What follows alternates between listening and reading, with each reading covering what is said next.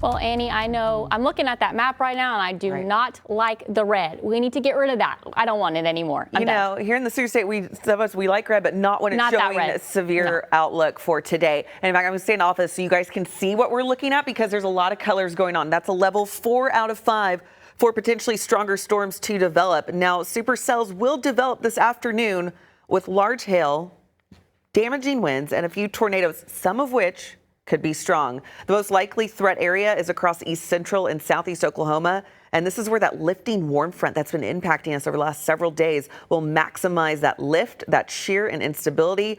Now, we don't think these storms will get going until at least 3 o'clock and more likely 4 to 6, but most storms will move northwest to southeast.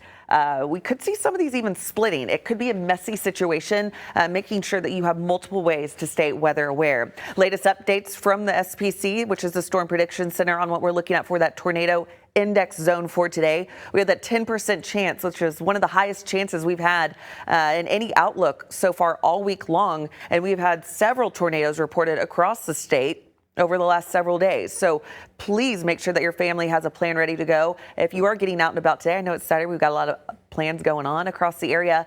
Make sure that you know where your safe place is in case you have to get to it. We're talking about baseball to softball in size for that hail. Again, that is going to be some large hail, life-threatening hail, potentially Okmulgee down towards the Red River for that matter. So we've got a good area where we could see that impactful hail. Wind index zone for today, winds exceeding 70 miles per hour, all the way from Okmulgee, once again down towards the Red River. We've got a lot of active weather going on across the area, and our whole team is going to be monitoring this very closely for you.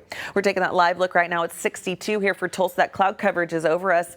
We have those winds out of the southeast. Temperatures this afternoon will start to climb into those mid to upper 70s. Here we go by 3 o'clock. Things are pretty quiet up until then. This is all the time to not let your guard down. We'll get a few breaks in that cloud coverage and some sun peeking through. It's not until about 3 to 4 o'clock that we'll start to see some of that development and where those supercells develop. Now, this is important. It's not the location right now because it's not going to be this exact location, but we do know that this is going to develop. Some of us will stay dry. You might hear rumble thunder in the distance, but others, if a cell does develop over your location, it would be capable of all modes of severe weather. I'm going to drop this warm front so you can see what we're looking at and where these will initially start to develop as we go into the afternoon.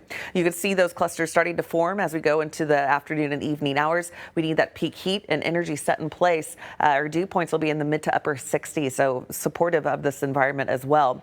Continuing to keep a close watch on things as this does move eventually into northern portions of Arkansas, but we have the potential through the evening hours by about midnight, closer to about midnight, to still have some of these developing. I do believe these will weaken over time, but still capable of wind and hail, maybe an isolated tornado even into the later part of the evening through the overnight. By tomorrow morning, things will improve. We do have an outlook for tomorrow, though, that we do need to stay weather aware with the heightened concern Kansas City over towards Wichita, and that would be for tomorrow afternoon and evening, again with that warm front continuing to lift northward. So here for Tulsa, we're kind of split with that slight marginal risk, which is level 1 and 2 for potentially stronger storm.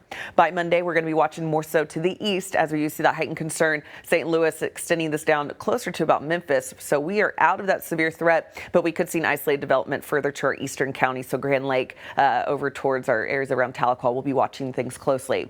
By Tuesday, we do have a cold front that will slide through. It's going to knock our temperatures down as we open up the month of May. But as it gets here, it could bring some strong to severe thunderstorms again to the area. Right now, this is further to the south, but things could change as this is day 4 outlook. So we have some time before it gets here. Temperatures in the meantime, 80 for the high today with a low 61. Make sure you have multiple ways, folks. I cannot stress that enough to stay weather aware. Absolutely.